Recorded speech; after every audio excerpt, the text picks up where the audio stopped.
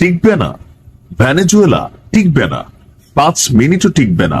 এটাই হচ্ছে নিখাদ বাস্তবতা। তবে মৃত্যুর আগে বা এই রাষ্ট্রটাকে আমেরিকার কবল থেকে বাঁচানোর জন্য সর্বশেষ একটা লড়াই করার প্রস্তুতি নিচ্ছে ভেনেজুয়েলা।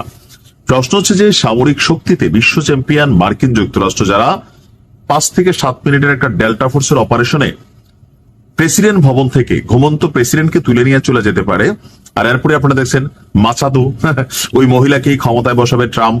তো এই সিচুয়েশনটাতে ভেনেজুয়েলার যারা সাধারণ নাগরিক আছেন, দেশপ্রেমিক নাগরিক আছেন, তারা মনে করছেন যে না ভাই, এইভাবে তো হাতে হাত রেখা বসে থাকা যায় না, চলো আমরা একটা ঝাঁকুনি দেই। এখন তাদের এই পরিকল্পনার পরপরই মার্কিন যুক্তরাষ্ট্র আবার পাল্টা আওয়াজ দিছে, একটা অভিযান কিন্তু ভেনেজুয়েলাতে তারা চালাবে, অর্থাৎ ভেনেজুয়েলার গতিবিধি তারা লক্ষ্য করছে। তবে মাদুরোকে এইভাবে তুলে নিয়ে যাওয়ায় বিশ্ব নিন্দার মুখে পড়েছে ট্রাম্প। তো নিন্দাতে কি হয়?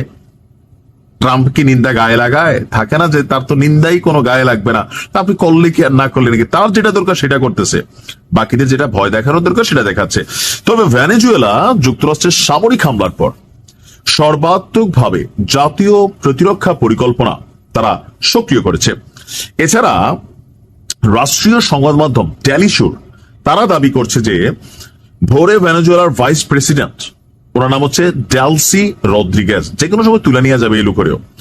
তো সেই ডেলসি রদ্রিগেজ নিশ্চিত করেছেন যে আপনার নিকোলাস মাদুরোর দেওয়া একটা নির্দেশনা ছিল যাবার আগে, কারণ নিকোলাস মাদুরো আইডিয়া করতে পারছে যুক্তরাষ্ট্র তাকে তুলে নিয়ে যাবে, তো যাওয়ার আগে তিনি একটা নির্দেশনা দিয়ে গেছেন। তো এই নির্দেশনা জানে কে? এই ভাইস প্রেসিডেন্ট। তো নিকোলাস মাদুরো যাওয়ার আগে উনি যে নির্দেশনা দিয়েছেন, সেই নির্দেশনা অনুযায়ী পুরো দেশ এখন প্রতিরক্ষা ব্যবস্থার অধীনে কাজ করছে। পাশাপাশি সেনাবাহিনী, পুলিশ নিখুঁতভাবে সমন্বয় করে একক যুদ্ধ ব্লক গড়ে তোলার ঘোষণা দিয়েছেন দেশটির প্রতিরক্ষা মন্ত্রী ভ্লাদিমির পাদ্রিনো লোপেজ। ভেনেজুয়েলার প্রেসিডেন্ট মাদুরো এবং ফার্স্ট লেডি সিলিয়া ফ্লোরেসকে অপহরণের তথ্য নিশ্চিত করা হয়েছে দেশটির পক্ষ থেকে। বলা হয়েছে এই পরিস্থিতি এবং এই হামলার মুখে আমরা জানি না তারা কোথায় আছেন, কিন্তু ইতিমধ্যে আমরা জানি তারা নিউ ইয়র্কে আছেন এবং সেখানে তাদের বিচার টিচার হচ্ছে, অথবা তাকে যে জাহাজে করে নেওয়া হয়েছে তার একটা ছবিও প্রকাশ করা হয়েছে। ভেনেজুয়েলা বলছে যে মার্কিন সামরিক অভিযানে কারাকাস সহ দেশের আরো 3টি রাজ্যে অভিযান চালানো হয়েছিল, যাতে সেনা সদস্য এবং বেসামরিক নাগরিক নিহত হয়েছে। কিন্তু ট্রাম্প বলছিল সেখানে কোনো নিহতের ঘটনা ঘটে নাই, কয়েকজন সেনা বা সামরিক বাহিনীর সদস্য তারা আহত হয়েছেন। এই পরিস্থিতিতে যুক্তরাষ্ট্রের সরকারের কাছে তারা ভেনেজুয়েলার ভাইস প্রেসিডেন্ট এবং পুনরায় প্রেসিডেন্ট মাদুরোর সতর্কবার্তার কথা স্মরণ করিয়ে দিয়েছেন।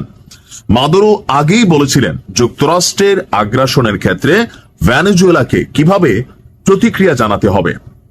ভেনেজুয়েলার জনগণকে প্রথম যে নির্দেশ দিয়েছিলেন মাদুরো, তা হলো রাস্তায় নেমে আসুন, মিলিশিয়া হিসাবে সংগঠিত হয়ে জাতির সর্বাত্মক প্রতিরক্ষা পরিকল্পনা সক্রিয় করুন।